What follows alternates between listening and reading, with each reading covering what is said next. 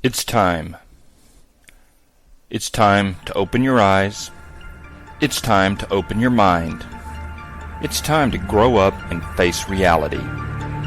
It's time to lock and load because it's MeatTrapper time.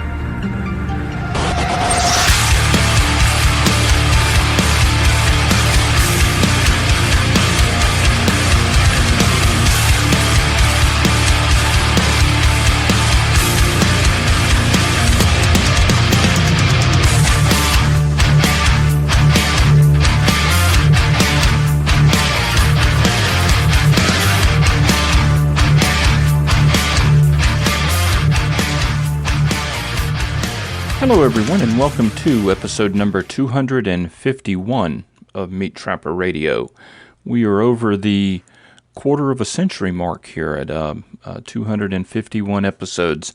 It is a bright sunny day here in northern Tennessee, but it's kind of on the cool side, which I don't mind. It's interesting that it is we're now into May and it is still chilly here. Normally it's been a lot warmer by this time of the year. It's almost beach weather, but I won't complain about that because I'd rather have it a little on the cool side than be sweltering in the heat and the humidity. Now, on today's episode, we have got a lot of guest submissions, so we've got a lot of material to cover. We're going to hear from Clint, and he's going to tell us how to make cattail pickles. Yes, you heard that correctly, cattail pickles. This is something that is absolutely brand new on me, and I have to tell you, I am learning so much when it comes to wild edibles and the medicinal and the food uses for them, and like I say, beyond just the typical go pick some leaves and eat leaves. You know, that's not what it's all about. That may be surviving, but that's not thriving. And as they say, the best form of revenge is living well. And when you look at all of the communists and the scumbags out there that are ripping this country to shreds and destroying every institution in this country, I have no desire to put slugs into them. But I do have a desire to watch their little experiment collapse around their ears while I continue to live well. And that's what I would suggest as your revenge to these people as well. So we're going to hear from Clint on cattail pickles. Then we have got a very special segment. It's a fairly long segment, but this is basically a complete course on raising meat rabbits. And this is from Ty down in Louisiana. And I really appreciate him taking the time to put all of this together because, like I say, when you listen to this, it's fairly long and in depth. But this is coming from somebody who's been there, done that, and got the T-shirt, and is going to cut through all of the confusion and BS when it comes to how to raise meat rabbits and keep a reliable source of protein for your family on hand in your own backyard here. Then on the second half of tonight's show, we've got some very special stuff.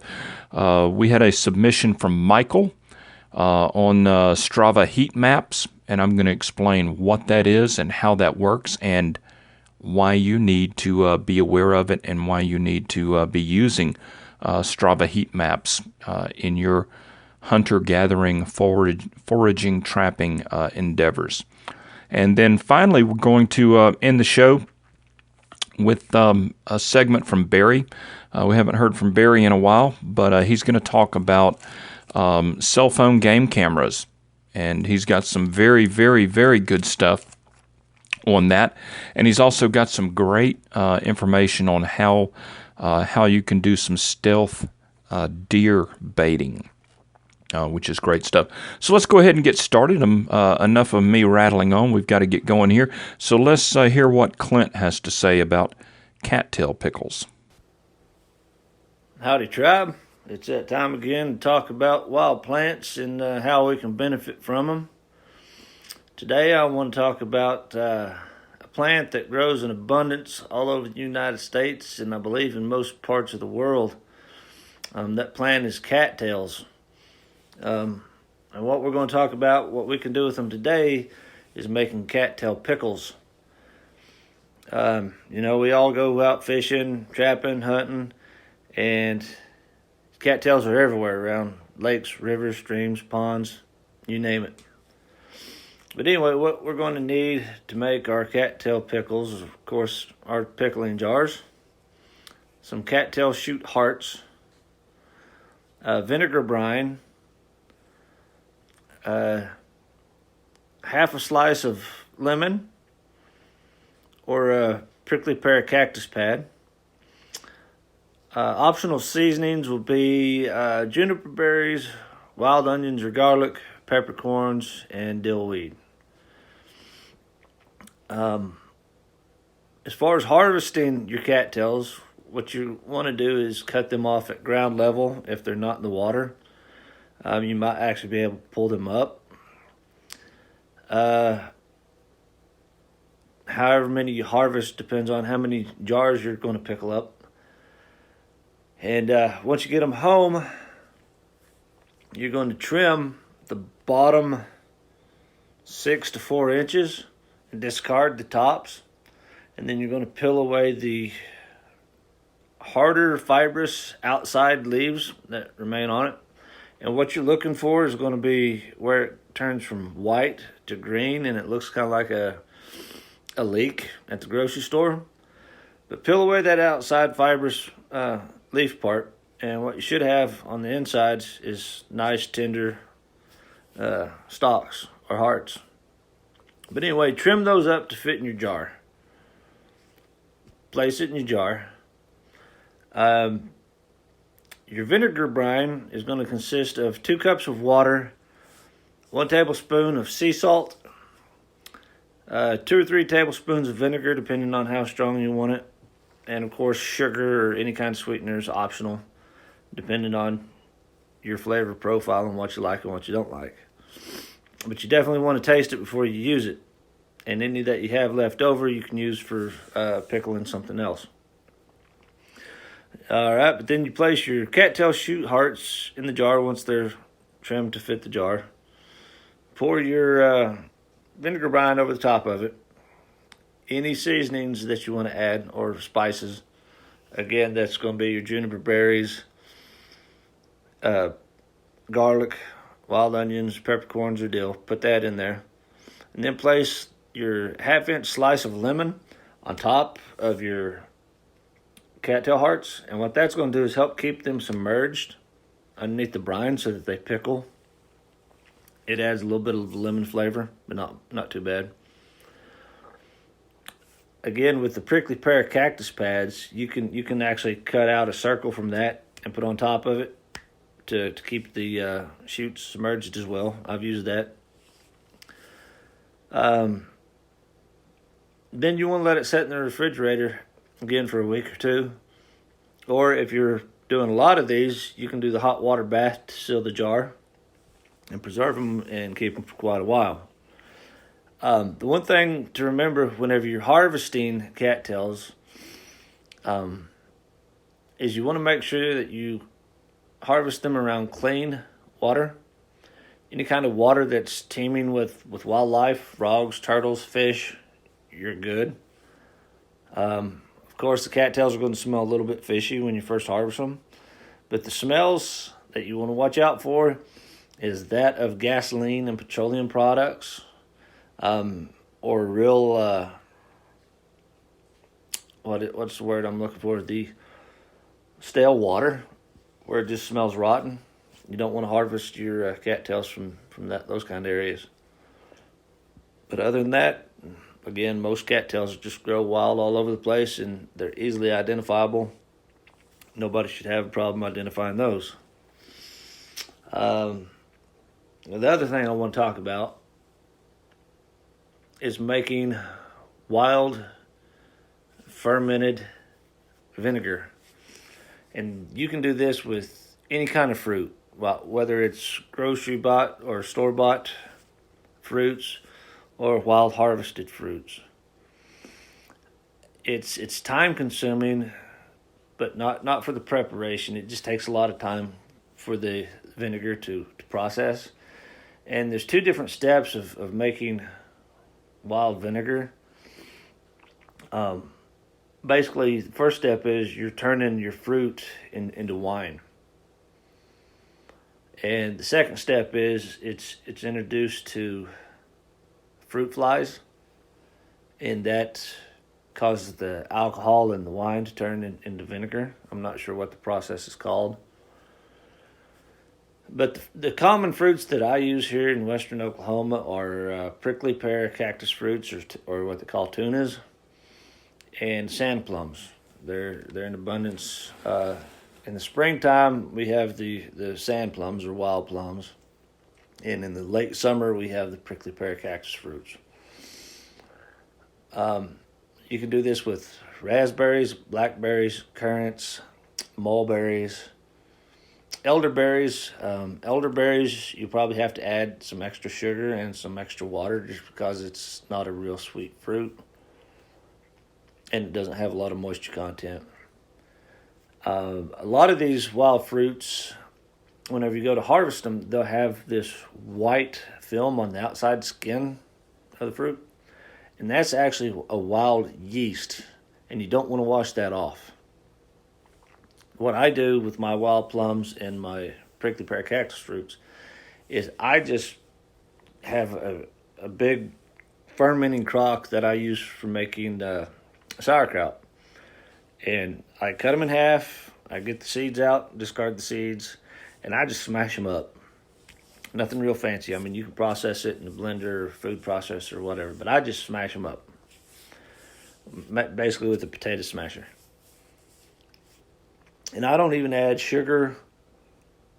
Well, I do add a little bit of water, but I don't add yeast or sugar because it's got the wild natural yeast on the outside of this fruit. And you're basically just letting it ferment or rot inside that crock. But you want to lightly cover whatever you put your fruits in, because if you don't, you're basically making a small mini fermenting bomb that'll go off in your kitchen, and you probably go off in the middle of the night. And you don't want that mess, I promise you that. But lightly cover it, and in a day or two, it'll start bubbling, start working. The yeast will start turning the natural sugars into alcohol. And after about a week, maybe 2 weeks, you want to strain off the solids from the liquid. Just filter it through a screen colander or whatever, and then let it continue to ferment. If the bubbling process starts dying off too quick, you might want to add some sugar to keep it fermenting. But after about 3 or 4 weeks, you want it to stop. And the way that I test if it's ready, I'll put a little bit of the vinegar, about half full, in a pint-sized jar, and I'll seal it off and let it set overnight, and then open it the next day. And if there's any pressure in there, it's still fermenting. It just means that the fermentation is slowed down. So I'll pour it back in the crock, wait a couple more days, try it again. And whenever you don't have any pressure on that jar, whenever you open it, it's basically turned into wine. And at that point, you want to cover it with a piece of cheesecloth. And this is to keep out the fruit flies.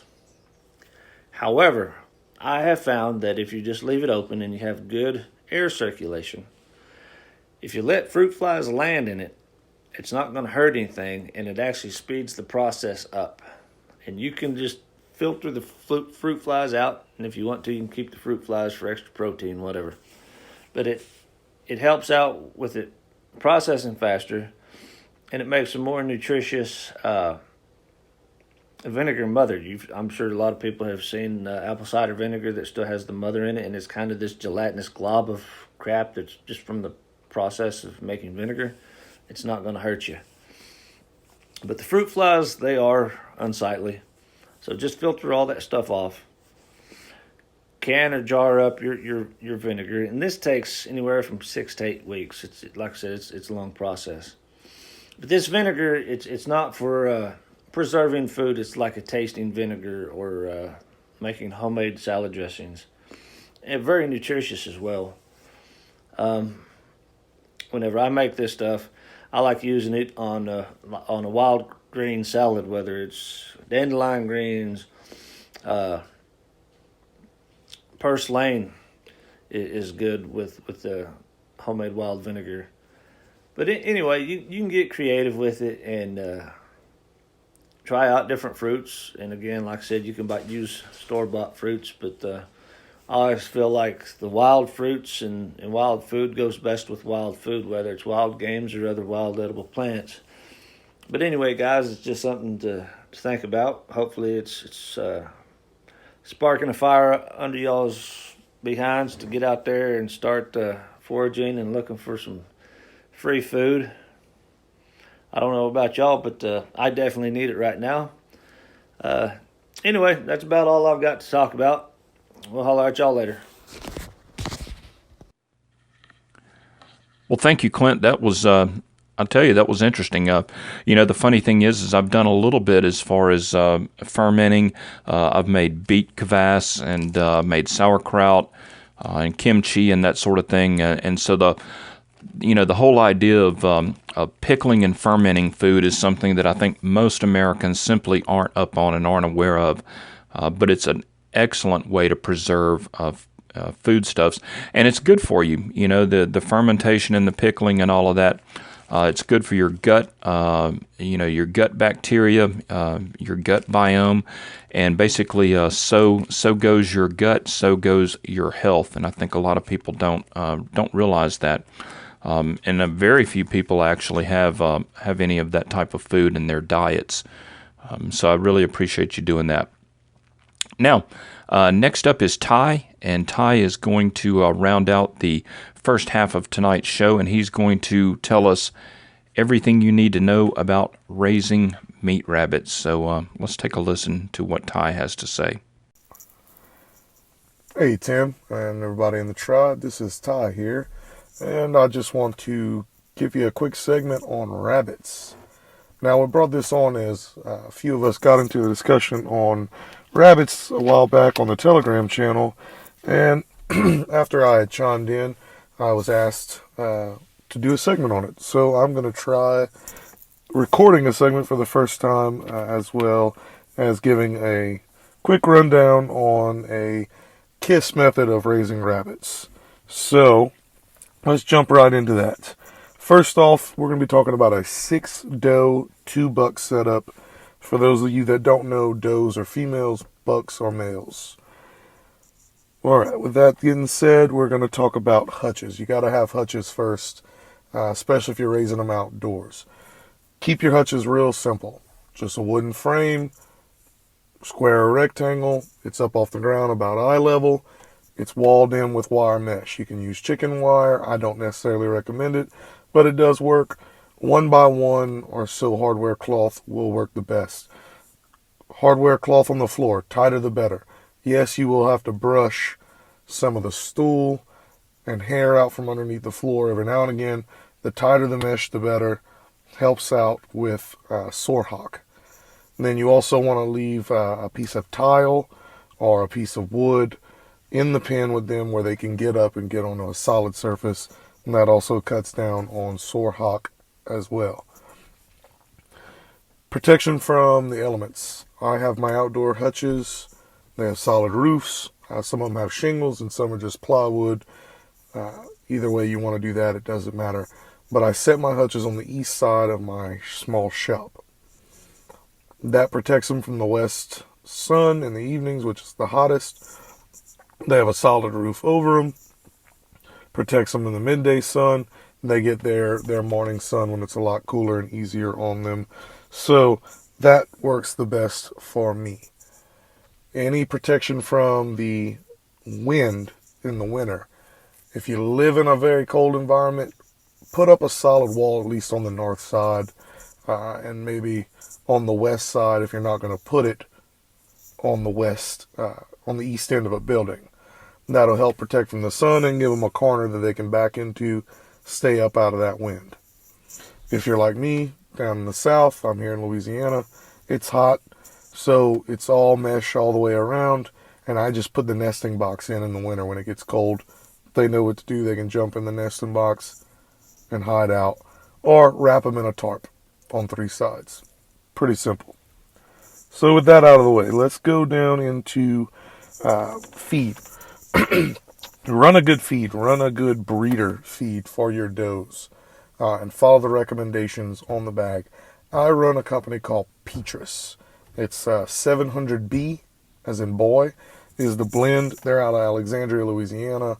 I would assume they're relatively local, but you never know. They could be around at least the southern portion of the United States. So look into them and at least see on their website what they have in the ingredients and compare it to something else in your area. But you want to do a good breeder feed for your idle bucks and for your kits, which is the babies or bunnies for you that don't know. You want to feed them just a standard meal grow out feed. That can be picked up at Tractor Supply. Just a generic rabbit pet style food will work. Then another thing you want to do is Timothy hay. They actually have a brand at Tractor Supply. I can't think of the name of it, but it's in a green bale or bluish green bag. It's like a meadow hay. It says Timothy on it. Timothy is the way to go. Easy to digest for them and very good for them. So Timothy hay. Fresh water all the time, anytime, all they can stand. So when we're talking about water, hay, and feed, I'm going to tell you what other people will not tell you in Prepper Space or anywhere else. Manual. Crock bowls for water, which are the porcelain type containers for their water, and just a regular old galvanized feeder, gravity type feeder with a wire bottom to it. You can mount it on the gauge, or you can fill it from the outside and they can eat on the inside, or you can feed them in a crock. Hay, put a handful of hay in the cage or in another crock. Yes, the crocks are bulky, but they won't chew on them. They cost a little bit up front. They're gonna last you. And the reason I say manual is to monitor. Automatic waterers and feeders that'll last 3 or 4 days are great, but it'll make you not want to check on your rabbits for 3 or 4 days. And this is where it's important. Check your rabbits every day. Monitor your rabbits just like any other animal. Be with your animals. Look at them. That way you can look them over for mites, for sore hawk, fleas, trouble kitting, kits that didn't make it into the rabbit nest box, because you will have a mama doe that may not nest well. She may eat her babies. You may have overheated bucks. Anything like that. Be with your rabbits every day. 5-10 minutes. It's not a big deal. It's just part of animal husbandry. Okay, so with that out of the way, let's go ahead and talk about nest boxes. So nest boxes, I typically make mine out of wood. It's 3 sides, solid bottom, little half roof, and then a 45-degree angle slant forward. You can pull them up on the internet and find pictures of them. You can actually buy them pre-made at some of your Tractor Supply type stores, local feed stores. I put my nesting boxes in, like I said earlier, for cold weather for them to stay out of, and then naturally for them to nest in. So I will get into when you put the nest boxes in a little bit, well, next actually, because it's next on my list. So the method I'm going to give you of 6 does and 2 bucks, this is how I do my breeding scenario. So I have all my does numbered 1 through 6, my bucks numbered 1 and 2. So what I'm going to do is I'm going to keep my odd number does with my odd number buck, my even number does with my even number buck. I'm doing this for meat production. So I'm not looking for color, pedigree, any of that stuff. So I just keep a dedicated buck to dedicated does and we roll on with it. So let's say the first week of April, March, however, the weather's warming up, it's going to look pretty good. It's ready time to breed. So I'm going to put doe 1 to buck 1, and at the same time I'm going to put doe 2 to buck 2. Important note, always bring the doe to the buck, never the other way around. They will fight. Does are very territorial. Doe to the buck. Okay, moving on. So I'm going to put doe 1 with buck 1, doe 2 with buck 2. And I'm going to do that on a Monday. I'm going to watch them, make sure they breed. When the buck's going to mount, you'll know he'll take, because when he releases, he will fall over and make a little noise. And your doe is usually going to be really calm afterwards. Shouldn't take very long. If it takes a while, if the doe's running around, she's not in heat, she's not ready. Pull her out, wait a day or two. Come back on, say, the Wednesday. Now, this is whether your doe took or not. You're going to put her back the next day after next, so the Wednesday. Let them do it again. Then repeat the process on Friday, whether they take or not. So you're doing this 3 times over a week's period. After that, your doe should have taken. Then you start counting to your 30 to 32 day mark to when your kits are going to be born. So I would wait at least 1 week to 3 weeks, depending on how much rabbit meat you want to make. Every week breeding like that puts all your processing at one time. Spacing it out a couple of weeks to 3 weeks to 4 weeks spreads out your processing of these kits, which is important if you're doing it alone. So, next time we're moving on, say 3 weeks, we're going to do doe 3 to buck 1, doe 4 to buck 2.